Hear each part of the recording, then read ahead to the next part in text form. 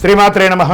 సద్గురు జ్యోతిష్యాలయం వారి యొక్క విశ్వావసునామ సంవత్సర 2025 మార్చి 29 నుండి మొదలు పెడితే మళ్ళీ 2026 మార్చి 28 వరకు వచ్చే ఈ తెలుగు నూతన సంవత్సరంలో వచ్చినటువంటి సంవత్సర రాశి ఫలితాలని మనం ఇప్పుడు తెలుసుకోబోతున్నాం.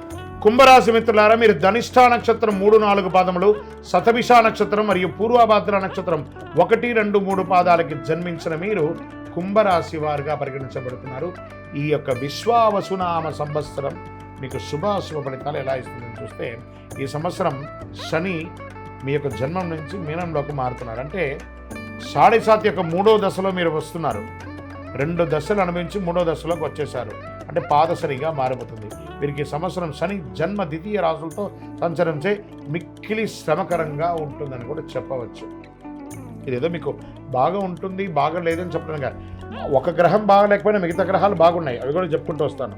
ఏ కార్యంలో సానుకూలంగానికి చాలా ఇబ్బందిగా ఉంటుంది.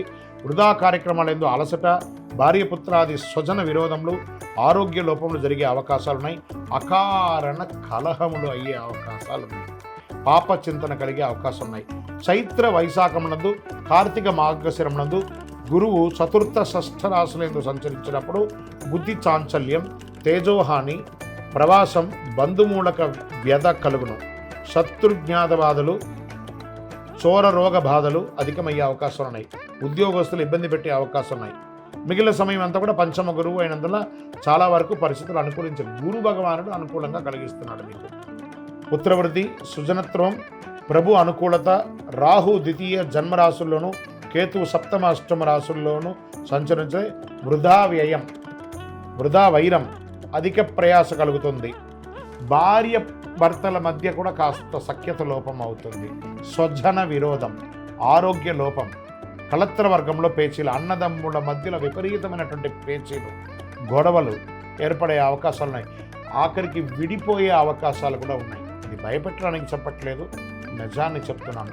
చైత్ర వైశాఖ మార్గశిర పశ్చిమాసనందు కొంత అనుకూలం వస్తుంది.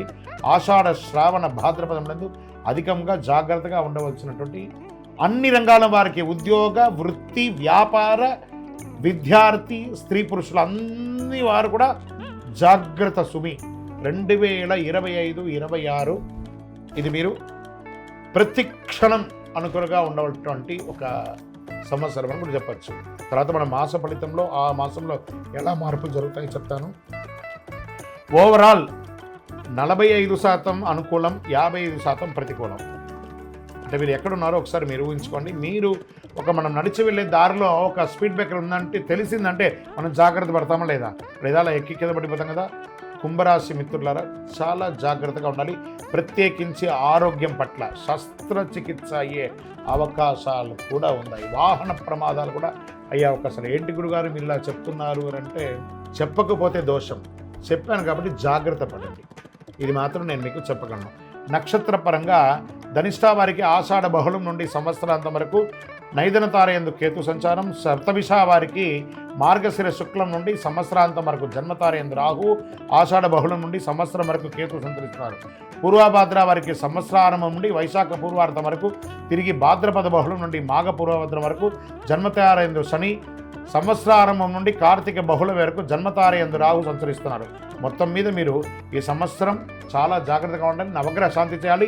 శని భగవాన్ని ప్రార్థన చేయాలి. దేహి మే బుద్ధి వైశిష్ట్యం, దేహి మే నిత్య యవ్వనం, దేహి మే పరమానందం, దేవదేవ శనీశ్వర, స్వామి భగవానుడా, శని భగవానుడా, నువ్వే మాకు దిక్కు, వేరే గతి లేదు, సర్వస్య శరణాగతి.